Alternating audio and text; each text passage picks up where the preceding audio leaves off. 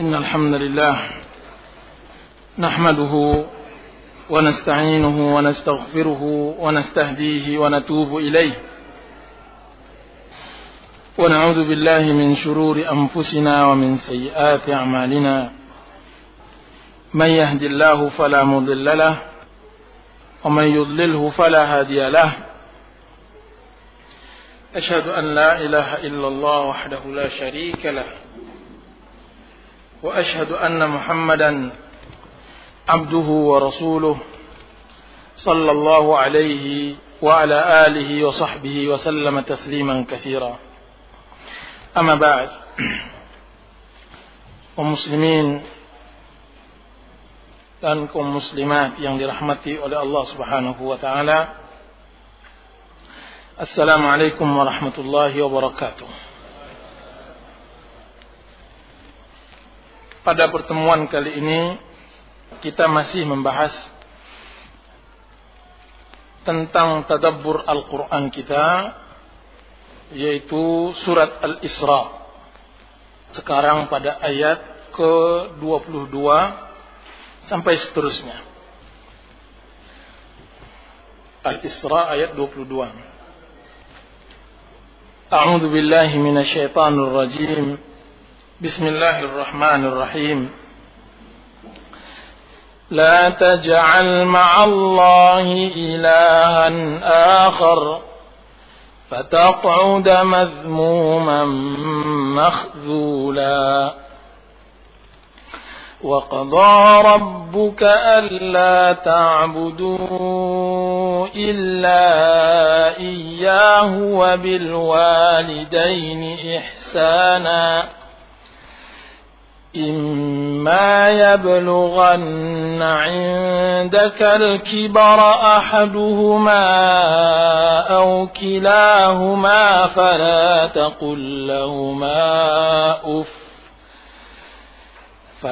تَقُل لهما أف ولا تنهرهما وقل لهما قولا كريما واخفض لهما جناح الذل من الرحمة وقل رب ارحمهما كما ربياني صغيرا. Allah Subhanahu wa taala berfirman, la taj'al ma'allahi ilahan akhar. Sekarang masuk kita ke dalam perintah-perintah Allah Subhanahu wa taala yang dimuat oleh Allah Subhanahu wa taala di dalam kitab-kitab sebelumnya. Allah Subhanahu wa taala mengatakan, la taj'al ma'allahi ilahan akhar. Jangan engkau jadikan bersama Allah ilah yang lainnya. Fataq'uda mazmuman makhdula. Niscaya engkau akan duduk dalam keadaan hina dan dalam keadaan tercela. Allah Subhanahu wa taala memulai perintah di dalam surat Al-Isra ini dengan memberi peringatan agar jangan jatuh ke dalam syirik kepada Allah. Karena syirik akan menghinakan seseorang,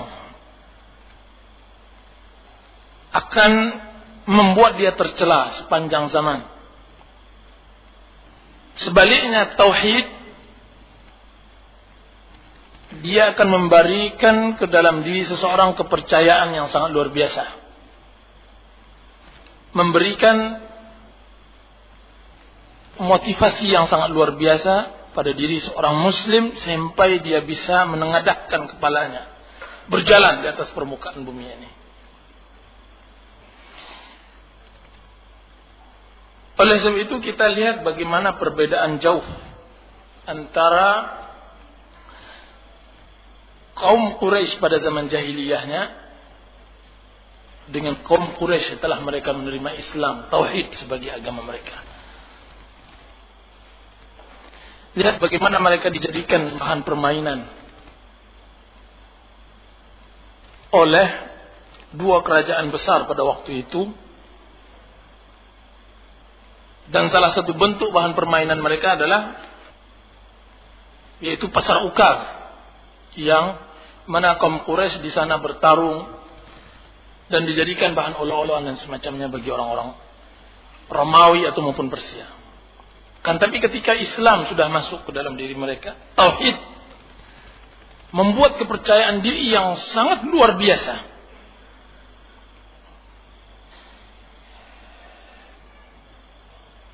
Salah satu contoh membuat kepercayaan yang sangat luar biasa,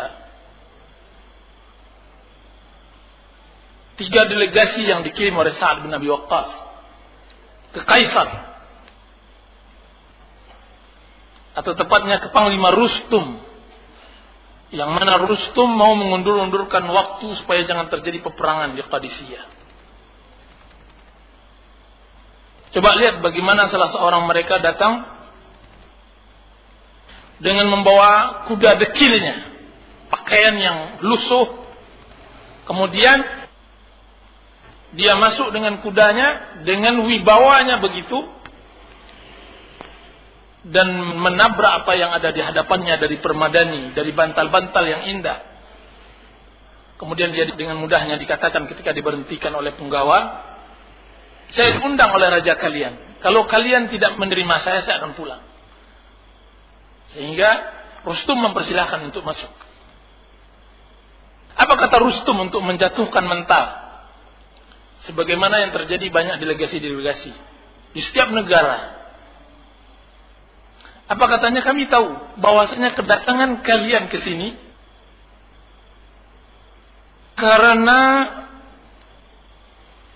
mata pencaharian kalian di padang pasir tidak mencukupkan untuk hidup kalian. Oleh karenanya, engkau sebagai delegasi, kata Rustum, kami akan berikan kepada panglima kalian sebanyak ini uang, kepada bawahan panglima sebanyak ini, dan prajurit biasa sebanyak ini. Setiap tahunnya, pulanglah. Tetapi apa yang dijawab oleh salah seorang sahabat Rasulullah SAW tersebut, jawaban yang sangat luar biasa yang membuat menggigil orang-orang kufar. Apa katanya? Sesungguhnya kami keluar dari negeri Arab kami karena kami mendengar bahwasanya darah orang putih manis dan kami ingin merasakannya.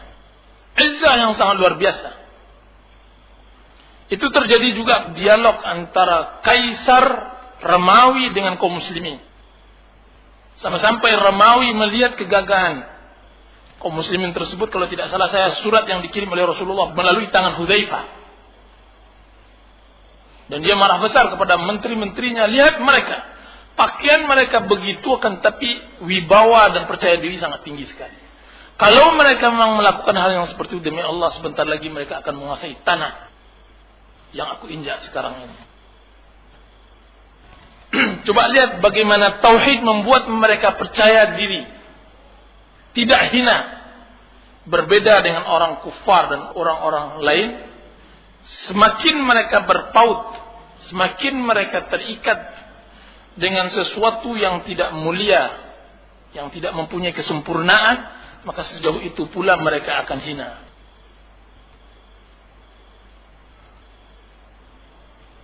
Oleh sebab itu Allah Subhanahu wa taala mengulang kembali kewajiban untuk mentauhidkan Allah Subhanahu wa taala pada ayat berikutnya. Wa qada rabbuka alla ta'budu illa iyyah. Allah memerintahkan kalian agar tidak mengibadatinya kecuali kepadanya dan tidak mensyirikatkannya. Ini yang dikatakan oleh delegasi Rasulullah SAW. Katanya, innallaha akhrajana min ibadatil ibad ila ibadati rabbil ibad. Sungguhnya Allah mengeluarkan kami dari peribadatan kepada makhluk menjadi peribadatan kepada Rabb makhluk. Oleh itu dikatakan wa qadara rabbuka alla ta'budu illa. Diperkuat kembali perintah untuk mentauhidkan Allah Subhanahu wa taala. Dan perlu diingat bahwasanya tauhid adalah ajaran para anbiya dan para mursalin, para nabi dan para rasul. Mulai zaman Nabi Nuh alaihi salam sampai Nabi kita Muhammad sallallahu alaihi wasallam. Kemudian dilanjutkan kewajiban yang kedua. Wabil walidaini ihsana. Agar berbuat baik, berbakti kepada kedua orang tua.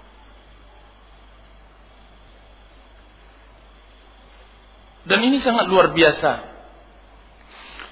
Di dalam Al-Quran, hubungan antara ayah dengan anak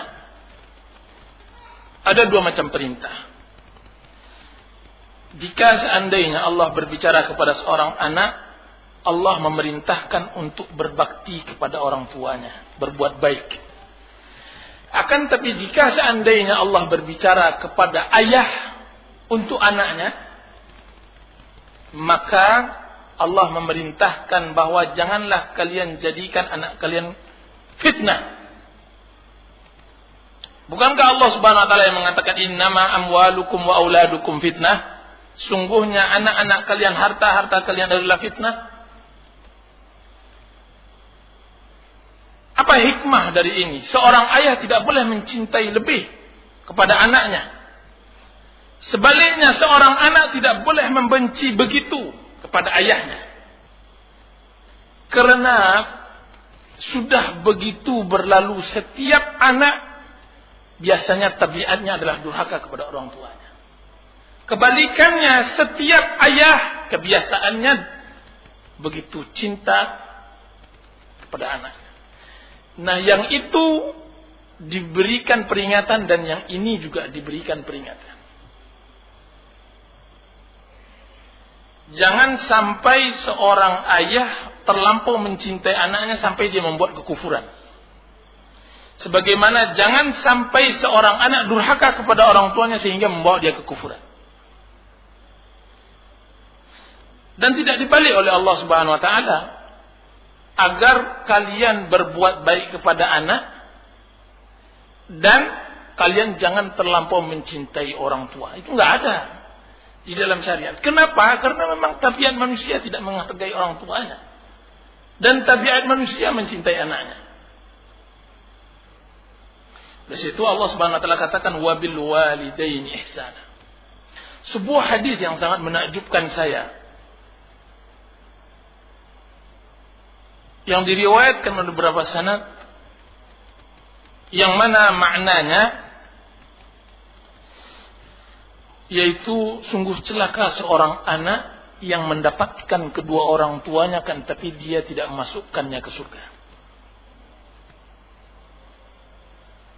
Sungguh merugi seseorang anak yang mempunyai kedua orang tuanya. Dalam satu riwayat disebutkan yang mempunyai salah satu kedua orang tuanya. Kemudian fasilitas untuk mudah ke surga dia tidak mau masukkan surga.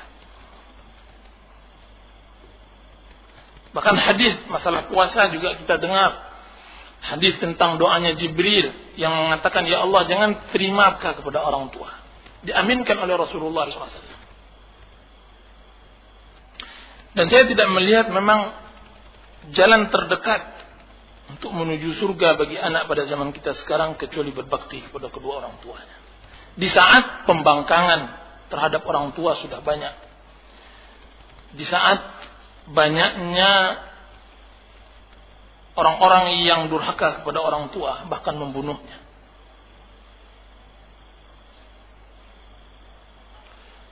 Seseorang datang kepada Rasulullah SAW. Kemudian dia mengatakan, ya Rasulullah, saya telah melakukan hal yang begini-begini dan semacamnya. Kalau tidak salah saya, riwayat itu menerangkan dia melakukan perzinaan atau dia melakukan perkosaan terhadap mayit perempuan yang baru dikuburkan. Kemudian dia curi kapannya. Dosa besar itu. Mayit yang mestinya manusia jijik untuk melakukan perlakuan hal yang tidak senonoh seperti itu, dia yang melakukan. Kemudian setelah itu Diambil lagi kafannya. Kemudian dia mengatakan kepada Rasulullah, saya telah melakukan dosa yang tidak terampunkan ya Rasulullah. Apakah ada sarana untuk bisa minta taubat? Apa kata Rasulullah SAW? Apakah engkau masih mempunyai ibu? Dia mengatakan tidak. Apa kata Rasulullah SAW? Demi Allah, jika seandainya engkau mempunyai ibu, saya berharap dosamu bisa diampunkan oleh Allah Subhanahu wa Ta'ala. Zaman sekarang ibu yang dibunuh. Bayangkan kalau seandainya ada seseorang yang datang bertaubat, kemudian dia mengatakan, Pak Ustadz, saya telah membunuh orang tua saya. Apa yang kita jawab? Pintu surga yang dengan tangannya sendiri dia tutup, dan pintu neraka dengan tangannya sendiri dia buka. Nyaris, kalaulah ada sepadanan dosa dengan syirik, maka saya tidak melihat durhaka, apalagi membunuh orang tua adalah padanannya. Oleh sebab itu, wabil walidaini ihsana. Disebutkan orang Badui, orang Arab, seorang Arab ingin melihat orang yang paling berbakti kepada orang tuanya, dan dia ingin tahu juga orang yang paling durhaka kepada orang tuanya. Berjalan dia dari kampung ke kampung, dari Badui ke Badui. Terus dia dapatkan seorang anak menggendong ayahnya, menggendong ibunya untuk bisa haji ke Mekah dengan kakinya. Dia mengatakan itulah anak yang paling berbakti kepada orang tua. Kemudian setelah dia berjalan lagi, dia dapatkan seseorang yang paling durhaka kepada orang tuanya. Apa yang dia lihat? Dia melihat seorang anak muda bertengkar dengan yang tua, yang kiranya yang tua itu adalah ayahnya. Kemudian pertengkaran berakhir dengan pengangkatan ayah oleh si anak. Diangkatnya ayahnya, digendongnya, kemudian diletakkannya di tepi jalan. Kemudian dia berlari ke pintu, kemudian ditutupnya pintu kuat-kuat. Setelah itu dia buka, dan dia mengatakan, ayah. Ayahnya di tepi jalan. Ayah, kata, sesungguhnya engkau dahulu melakukan ke kakek saya, ke ayah dia, ayah bapak yang tadi. Engkau letakkan kakek saya dulu di pintu. Nah, sekarang saya ingin mengasih engkau bonus. Daripada saya letakkan engkau ke pintu, aku letakkan engkau di tepi jalan. Melebihi dari engkau meletakkan kakek saya dahulunya. Wa kama tadinu tudan. Sebagaimana engkau diperlakukan oleh anak begitu, karena kesalahan engkau juga melakukan orang tua begitu dahulu.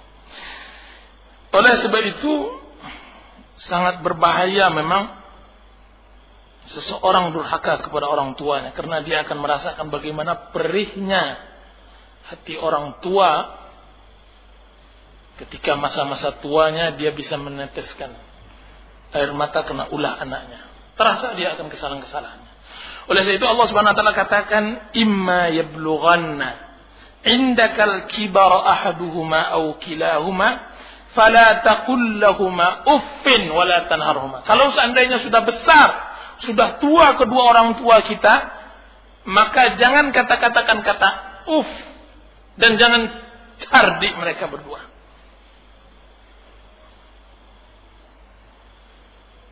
Orang tua yang sudah bersandarkan kepada anaknya, perasaannya sangat halus, sensitif. Sedikit ucapan yang mungkin kita tidak sengaja untuk menyalahkan sang ayah, dia bisa mengeluarkan air mata. Sedikit ucapan perintah yang kita ucapkan kepada ibu yang sudah tinggal di rumah kita dan bukan di rumah dia, dia akan bisa menutup pintunya dan tidak mau makan dan semacamnya. Oleh sebab itu Allah Subhanahu wa taala mengantisipasi supaya jangan seperti itu, jangan kata-kata lebih dari uff. Dikatakan oleh ulama tafsir, jika seandainya ada kata di bawah itu, Allah juga larang. Karena tidak ada kata lagi yang di bawah uf, maka dilaranglah kata-kata uf.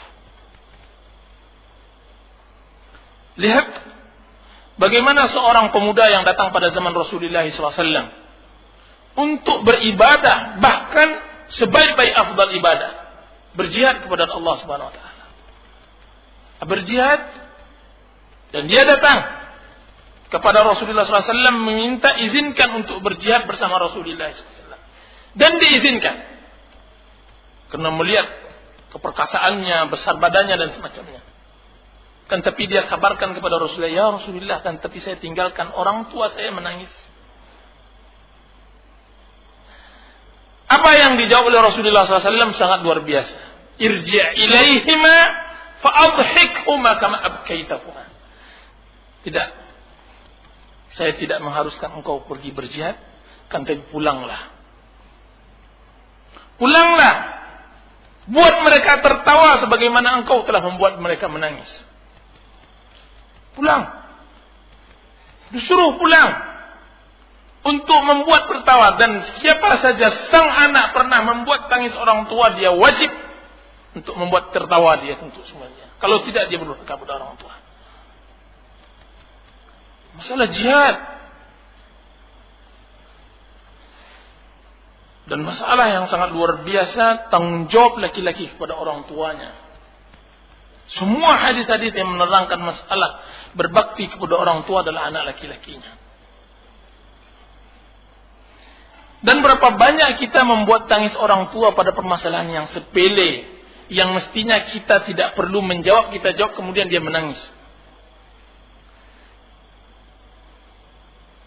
Berapa banyak orang tua kita tinggalkan dalam keadaan sendirian, kita hanya sebatas mencari kenikmatan sedikit dunia, hanya sebatas karena kita bekerja di sebuah perusahaan yang mengharuskan kita tinggal di sana. Kemudian kita tinggal dia sendirian di kampungnya, kemudian kita tinggalkan dia di dalam keterasingan dan semacamnya. Berapa beban mental yang dia besarkan kita, kemudian kita tinggalkan dia. Rasulullah SAW masalah jihad, irji', kembalilah. Kembali. Tertawakan mereka sebagaimana engkau telah membuat dia menangis. Lihat pada zaman Umar bin Khattab radhiyallahu anhu. Seorang anak namanya Kilab, seorang pemuda namanya Kilab. Kilab adalah orang yang berbakti kepada kedua orang tuanya. Tidak dia izinkan orang tuanya makan dengan tangan sendiri. Dia yang memeraskan susu onta untuk ayahnya dan untuk ibunya. Satu hari dia bertemu dengan dua orang sahabat Rasulullah SAW. Kalau tidak salah saya dengan pertama Sa'ad bin Abi Waqqas. Kemudian dia menanyakan, wahai fulan, wahai sahabat Rasulullah, amal apa bagi saya yang afdal saya lakukan? Maka mereka menjawab jihad fisabilillah.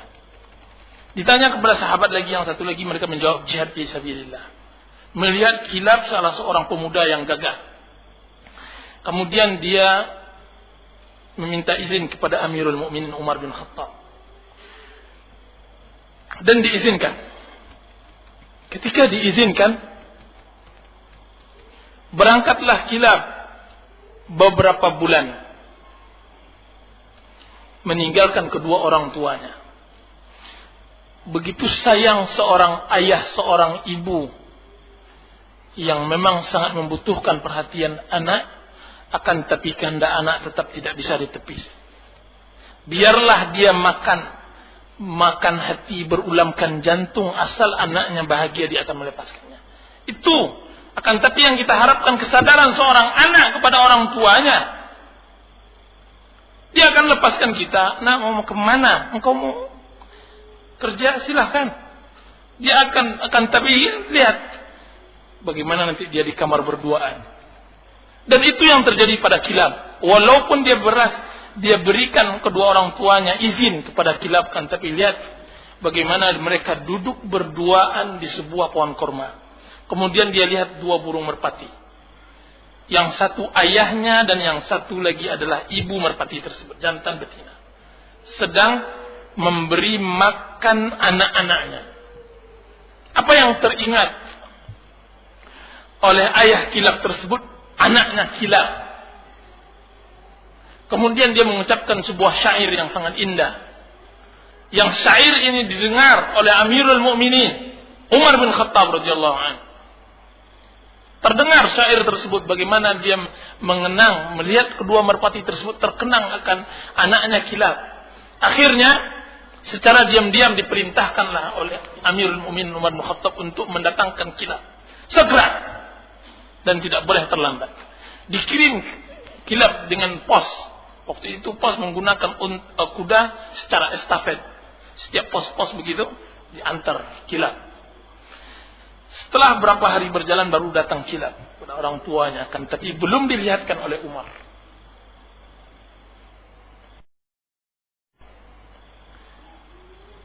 Ketika itu Umar bertanya kepada kilab sebelum bertemu orang tuanya, apa kira-kira yang engkau selalu lakukan wahai kilab selama engkau bersama engkau? Maka dijawab oleh kilab, saya selalu memeras onta untuk orang tua saya. Apa kata Umar? Sekarang pergilah engkau ke belakang, peras onta untuk orang tuamu. Diperas oleh kilab, kemudian dimasukkannya ke atas mangkok, kemudian Umar keluar membawa mangkok yang hasil perasan kilab. Kemudian dia mengatakan, wahai ayah minumlah, wahai bapak minumlah, wahai ayah kilab minumlah. Sang ayah minum, dan ayah tadi sudah tua dan sudah buta karena tua. Ketika dia minum, dia mencium bau anaknya. Lihat bagaimana pekanya hati seorang ayah. Dia mencium bau anaknya kilab. Kemudian dia mengatakan, wallahi ya Amirul Mukminin, kalaulah bukan kilab jauh, maka saya akan menyangka bahwa kilab ada di sebelah dinding saya ini. Amirul Mukminin Umar bin Khattab radhiyallahu anhu tidak kuat menahan bagaimana pekanya hati seorang ayah kepada anaknya, dia pun menangis. Kemudian dia mengatakan, keluarlah hai kilab, sungguhnya ini ayahmu, peluklah. Kesimpulannya bahwa hendaknya seorang anak sangat mengerti dan mencamkan bahwa sarana untuk memasukkannya ke surga salah satunya pada zaman sekarang adalah berbakti kepada orang tua. Baik. Kemudian Allah Subhanahu wa taala mengatakan, "Wakhfid lahumā janāha-dzulli minar rahmah."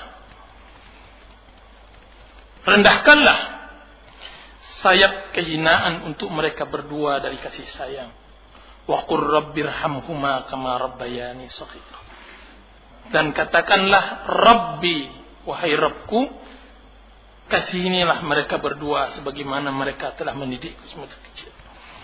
Tidak cukup dengan ucapan. Maksudnya tidak cukup dengan perbuatan saja. Seorang anak bagaimanapun dia akan besar. Dan biasanya anak akan mempunyai taraf pendidikan dan kedudukan jauh di atas orang tuanya. Apalagi pendidikan yang kosong dari ajaran agama akan membuat anak dihormati di masyarakat. Dan ini kadang-kadang terbawakan kepada orang tua yang miskin, yang tua renta dan semacamnya, ayahnya sendiri. Sehingga anak tidak meletakkan rasa penghormatan, bahkan dia meletakkan dia sebagai seorang pemimpin dari kaumnya. Dia orang pejabat yang besar. Dia orang guru, orang dosen, seorang ustadz yang sudah dianggap orang besar. Ketika duduk dia sejajar dengan ayahnya,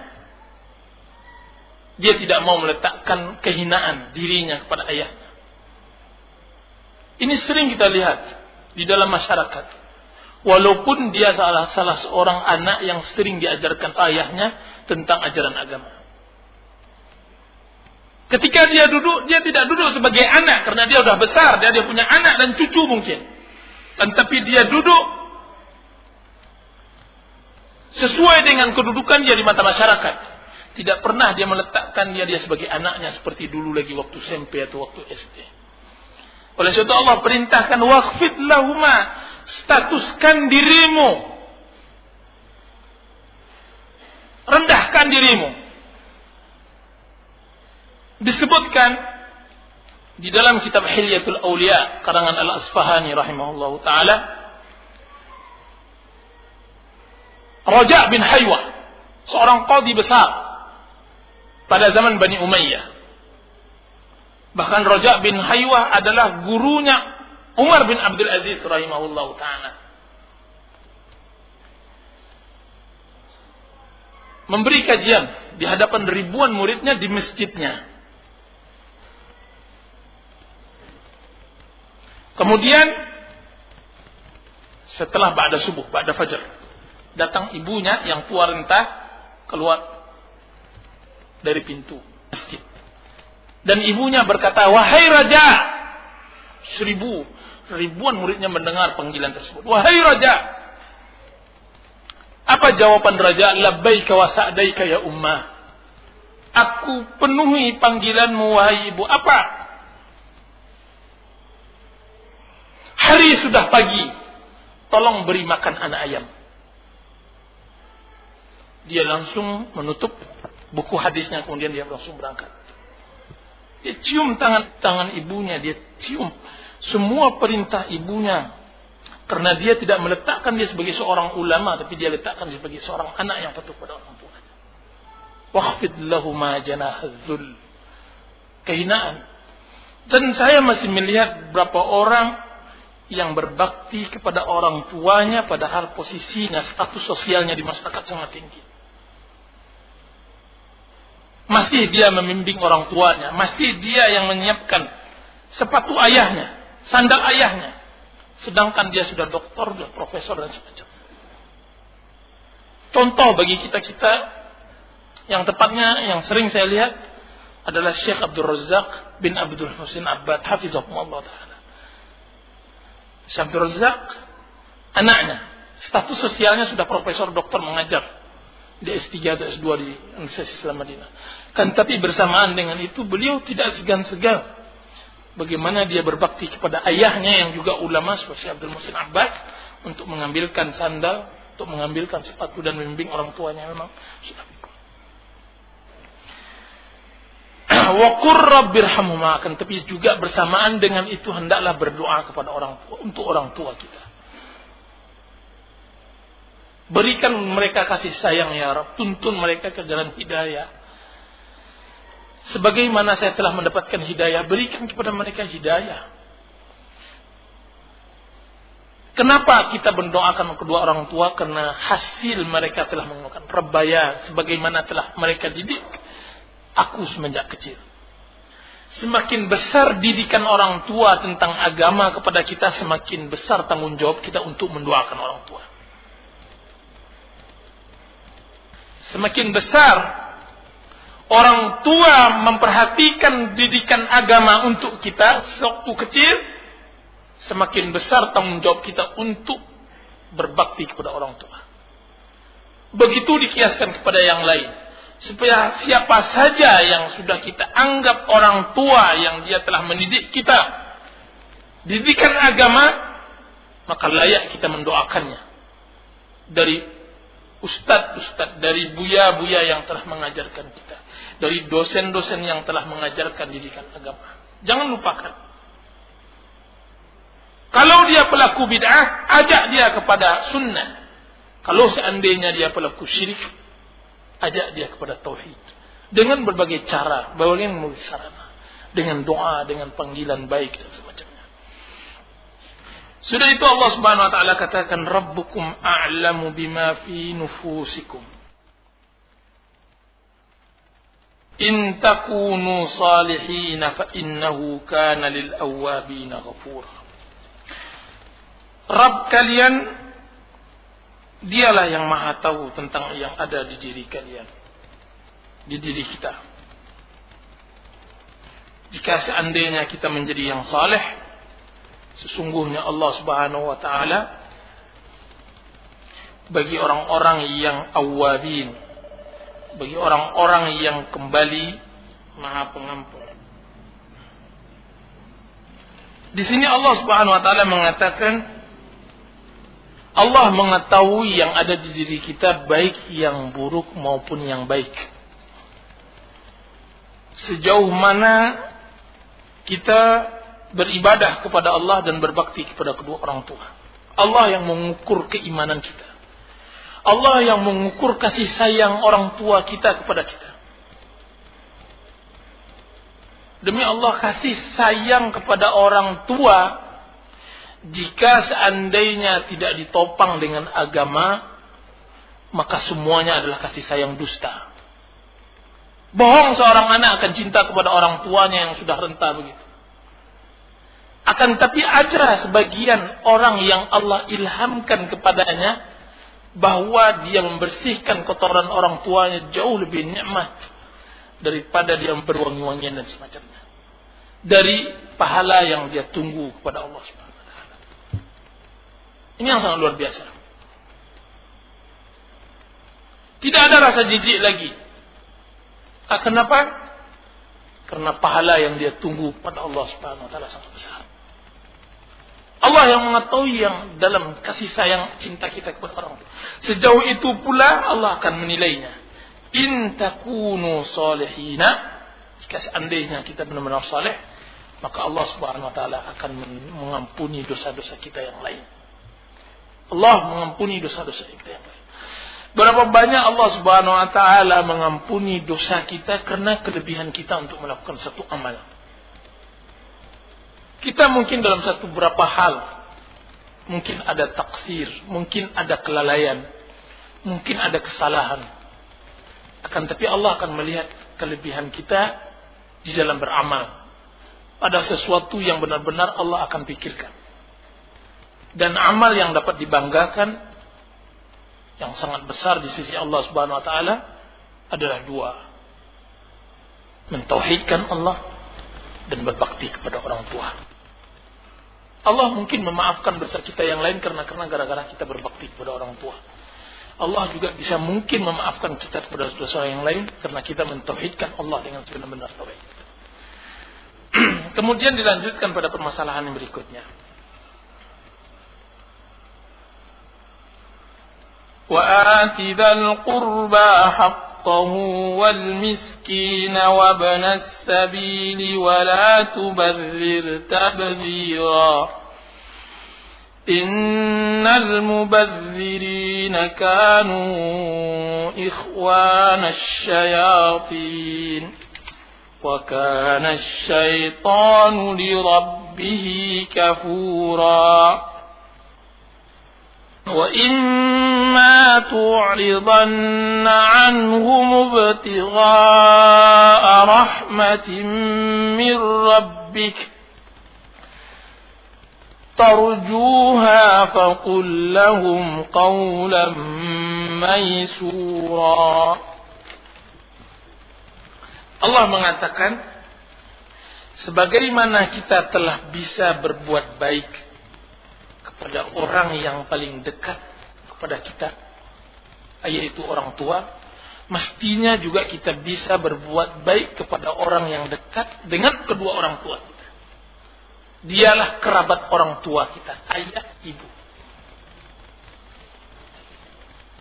Wa atidal qurba haqqa.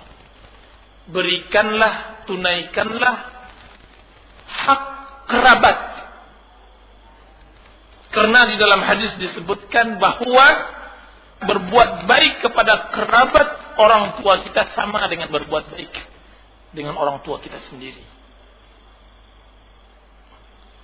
Bahkan lebih dari itu, berbuat baik kepada teman akrab sang ayah kita atau ibu kita sama halnya telah berbuat baik kepada ayah atau ibu kita yang telah menikah.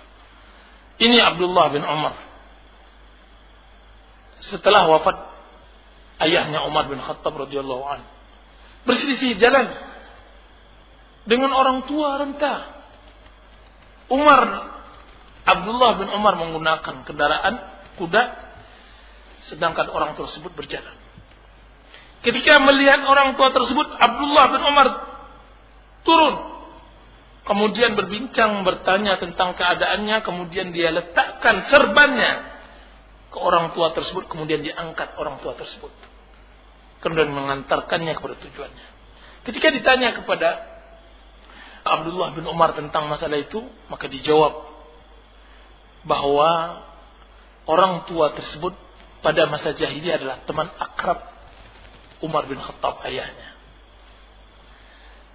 Dan ini sangat luar biasa, karena kita tahu bahwa perjalanan hidup orang tua kita yang paling mengetahuinya adalah kerabat orang tua kita. Kerabatnya, kawan-kawannya. Dengan kita berbuat baik kepada kerabat itu, akan mengenang kerabat tersebut akan masa-masa indah semasa orang tua kita masih hidup. Onde mayung yung ilaban song nasib anak nasib besanu Tuhan. Didoakannya orang tua kita gara-gara kita berbuat baik. Sekalipun orang tua kita preman atau sebejat-bejatnya orang, dia akan menyebutkan kebaikan. Kalau seandainya dia tidak mempunyai kebaikan, sekurang-kurangnya anaknya ini adalah kebaikan yang sangat luar biasa. Dia akan mengatakan, seburuk apapun orang tua kamu nak, dia telah menghasilkan kamu yang baik seperti ini. Itu yang akan dia sebutkan. Dan nyaris semua orang yang kita berbuat baik dari kerabat, semua menceritakan masalah orang tua. Dia akan menyebutkan, beruntung sekali nasib si fulan, walaupun dia dah meninggal, karena dia telah melahirkan anak si fulan. Dia begitu. Mengingat hal itu akan mendapatkan pahala dan sekurang-kurangnya doa orang tadi kepada orang tua kita. Itu salah satu hikmah kenapa kita harus mendekatkan. Wa atidal qurba haqqahu. Sudah itu datang lagi, kalau seandainya kita mampu menjalankan berbuat baik hak kepada kerabat kita, maka ada lagi hak-hak yang lain. Miskin, orang-orang miskin, ibnu sabil, juga kita tunaikan. Jika seandainya kita bisa dermawan kepada kerabat, sudah family, kenapa orang miskin kita tidak bisa dermawan? Ibnu sabil, orang yang terputus dalam jalanan dan sebagainya. Kedua-duanya akan mengantarkan kepada kita kebahagiaan. Orang miskin, dia akan merasa berhutang budi besar kepada kita jika seandainya di saat-saat dia membutuhkan kita bisa mengulurkan bantuan kepadanya. Dia tidak akan lupakan kebaikan itu. Orang ibnu sabil, orang yang terputus perbekalan di saat bersafar, sekaya apapun dia di negerinya, akan tapi kekayaannya tidak ada artinya di saat dia sangat membutuhkan di kota kita yang mana dia berada. Bantuan apapun yang diberikan, yang kita berikan kepadanya, dia akan ingat.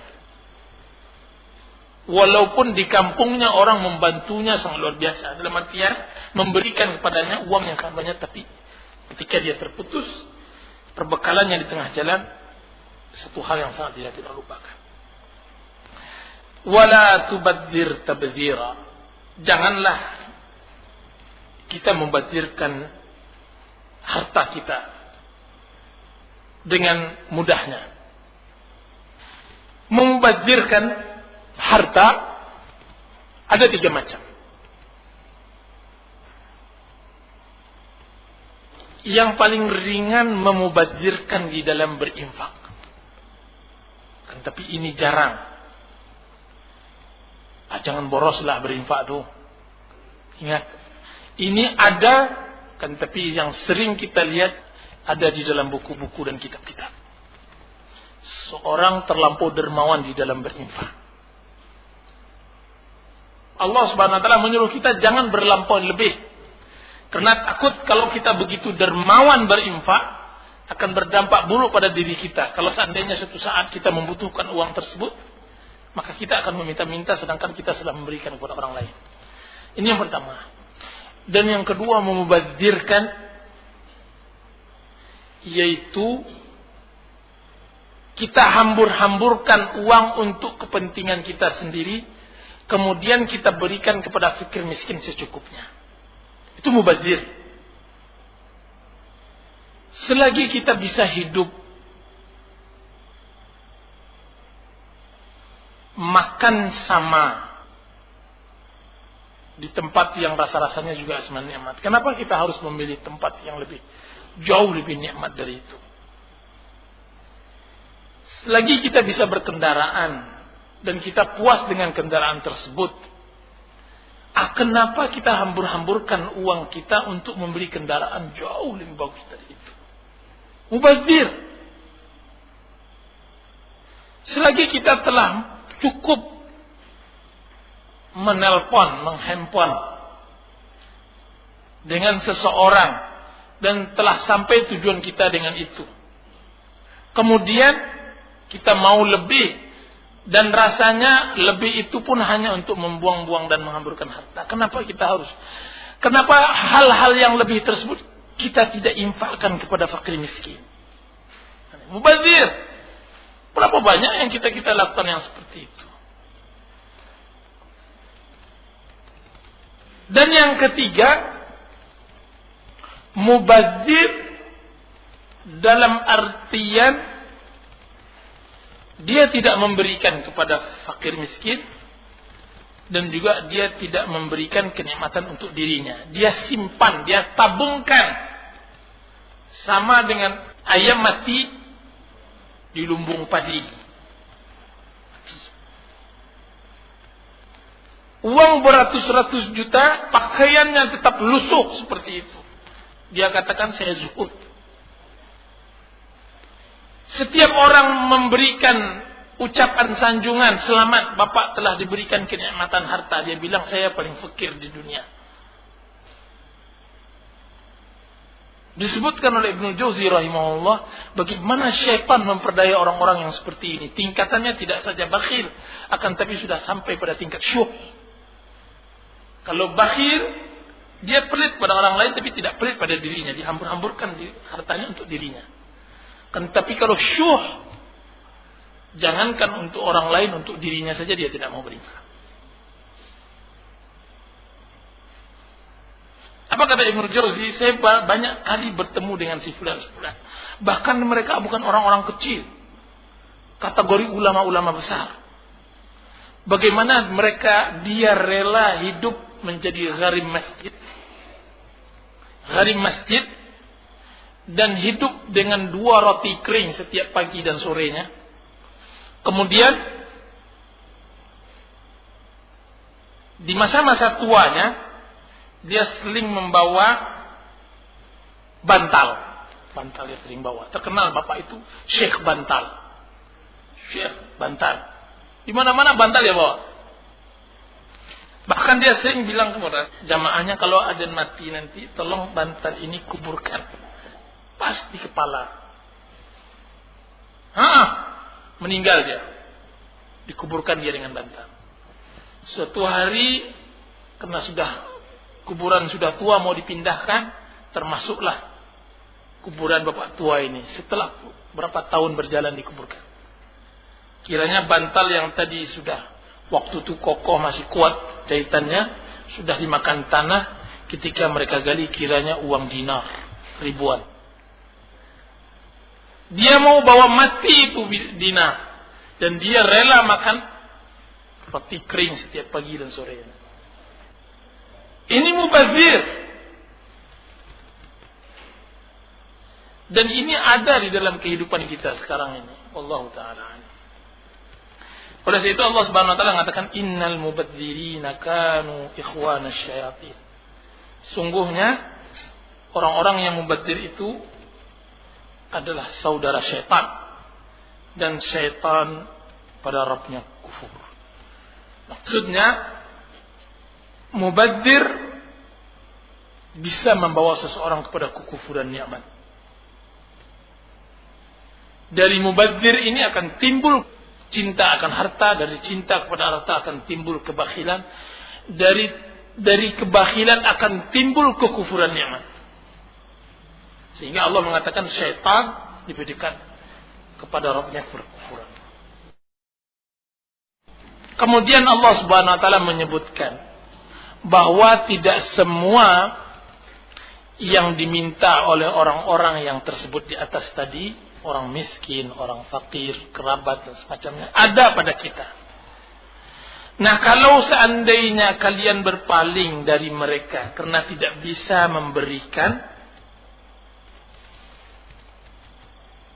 dan kalian masih mengharapkan rahmat Allah Subhanahu wa taala, maka jangan sekali-kali sakiti hati mereka. Ucapkan kata mereka kata-kata yang ringan, yang mudah. Disebutkan oleh ulama bahwa kata-kata yang mudah adalah kata-kata janji dengan ucapan insya Allah. Jadi Rasulullah SAW tidak pernah menolak fakir meminta kepadanya. Pasti Rasulullah mengatakan insya Allah, kalau Allah berikan rezeki saya akan kabarkan kepadamu. Dan ini faedahnya sangat luar biasa. Pertama, rezeki yang belum turun itu dimudahkan oleh Allah Subhanahu wa taala berkat doa si fakir yang meminta tadi. Aturannya kita hanya berdoa sendirian, ya Allah luluskanlah bisnis saya yang itu, ya Allah. Tolong ya Allah, tolong golkan, sebutlah tender dan semacamnya. Dan tapi jika seandainya ada bagian si fakir dimasukkan ke dalam itu, kalau seandainya tender itu meledak, insya Allah saya kabarkan engkau. Si fakir juga ikut berdoa, ya udah, saya juga ikut berdoa, mudah-mudahan lancar Pak. Nah, mudah-mudahan dengan doa tersebut rezeki kita mudah. Ini kita tidak tahu masalah bisnis, masalah yang tidak jelas. Lihat bagaimana seseorang mengeluhkan saudaranya, adiknya kepada Rasulullah SAW. Karena dia yang membiayai adiknya, dia yang berletih-letih mencari duit, adiknya belajar agama. Dia tidak rela, nggak mau dia. Kemudian dia mengeluhkan kepada Rasulullah SAW. Dan dia mengatakan, ya Rasulullah, adik saya enak aja dia belajar, dan saya capek-capek bekerja. Apa dijawab oleh Rasulullah SAW? Bukan melarang untuk stoplah, kalau gitu suruh dia kerja sendirian. Tidak. Apa kata Rasulullah SAW? Memompa semangat kakaknya. La'allaka turzaqu bihi, atau la'allallah yarzuquka bihi. Mudah-mudahan Allah memudahkan rezekimu selama ini karena adikmu. Siapa tahu. Nah, ini yang sulit kita pahami. Bagaimana cara memahamkan kepada orang-orang yang punya duit seperti kita-kita. Kapan kita bisa memahami bahwasanya sedekah tidak akan mengurangi harta, sebagaimana yang dijanjikan oleh Rasulullah, mana qasamalun min sedekah, harta tidak akan kurang dari sedekah. Sedekah tidak akan mengurangi harta. Bagaimana cara memahamkannya? Memahamkannya mau tidak mau kita harus yakin, seyakin-yakinnya, bahwa harta kekayaan tidak kita dapat dari hasil upaya. Kalau kita katakan seperti itu, kafir kita sebagaimana kafirnya Qarun. Dia mengatakan innama utituhu ala ilmin indi. Sungguhnya saya peroleh ini karena ilmu yang saya dapat. Atau kufur kita sebagaimana kufurnya Ashabun Nun, pemilik kebun yang ada dalam surat Nun. Tapi yakinilah bahwa rizki mudah dan sulitnya cuma di tangan Allah. Dan sebab-sebab lapangnya rizki banyak sekali tidak masuk ke dalam kali-kali bisnis kita. Bukankah silaturahim juga melapangkan rezeki kita? Bukankah memberi fakir miskin juga melapangkan rezeki? Bukankah doa juga melapangkan rezeki? Lihat Mafatihur Rizq karangan Dr. Fadl Ilahi, kunci-kunci rezeki. Semuanya nyaris tidak ada sebab langsung, tapi semuanya sebab-sebab yang tidak rasional secara akal kita, tapi itu yang terjadi pada kita. Kembali kepada permasalahan. Jika seandainya kita pikirkan nasib orang miskin, memang malang nasib mereka. Sudahlah perut kelaparan, badan dingin karena tidak ada pakaian yang cukup untuk membalut badan mereka, gigi menggigil karena tidak ada yang bisa diminum yang bisa memanaskan badan. Kemudian dia datang kepada kita, kemudian kita tega-teganya mengucapkan kata-kata pedih kepadanya. Siksaan yang sangat luar biasa. Jika seandainya sifat ini diberikan kepada orang kaya, maka dia tidak akan bisa tidur kecuali dengan pil. Perut lapar, badan telanjang, hati pedih, luka. Bukankah itu yang disebut oleh Allah Subhanahu wa taala, kami akan coba kepada kalian sedikit saja dari rasa kelaparan, rasa takut. Walanabluwannakum bisyai'in minal khawfi wal ju'i wa naqsin minal amwali wal anfusi wat thamarat. Kami akan coba kalian sedikit saja dari rasa lapar. Sudah itu, rasa takut dan sedikit dikurangnya. Dan ini kalau seandainya manusia yang hidup sederhana, dia tidak akan dapatkan kecuali pada zaman peperangan. Orang fakir miskin dia rasakan setiap harinya. Bangsakan setiap harinya berbuat kemiskinan. Sudah itu teganya kita tambah siksaan dengan ucapan yang kita tidak layak. Ya, apa kata orang Minang, tidak termakan, tidak tersudu oleh ayam. Kita berikan kepadanya. Oleh sebab itu nyaris di dalam Al-Quran berulang-ulang kata-kata ini. Jangan sekali-kali sakiti hati orang miskin. Hati mereka sensitif persis dengan hati seorang ayah yang sudah tua, seorang ibu yang sudah renta. Persis. Sekalipun mereka tidak mempunyai harta, sekalipun mereka papa, tapi mereka masih mempunyai jiwa. Mereka masih mempunyai malu. Ketika dia datang kepada kita, kemudian kita katakan tidak, tetap merona wajahnya. Oleh sebab itu, hendaklah kita ucapkan kepadanya kata-kata yang baik. Akan tapi bukan dengan janji-janji palsu. Dan ini sangat luar biasa di dalam kehidupan seperti ini. Manusia sering ketika di dalam masalah harta, dia belum mendapatkan harta tersebut, dia mengumbar janji. Tapi ketika sudah dapat,